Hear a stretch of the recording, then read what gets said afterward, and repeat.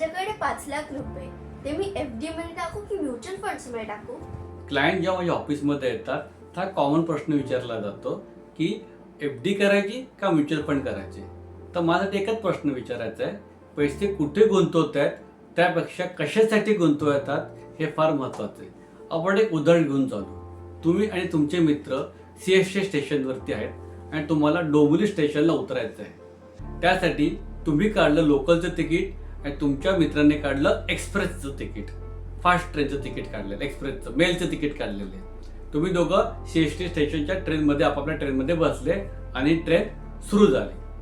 Obviously ती तुमच्या मित्राची ट्रेन एक्सप्रेस ही सुसाट वेगाने पुढे जायला लागली. त्याने खिडकीत तुमच्याकडे बघितलं आणि स्मित हास्य दिलं. मग तुम्ही मनातल्या मनात बोलले, तू पुढे वेगाने तर जात आहे पण डोंबिवली स्टेशनला उतरून दाखव. असं तुमच्या मित्राप्रमाणे तुमच्या बाबतीत घडत तर नाही ना.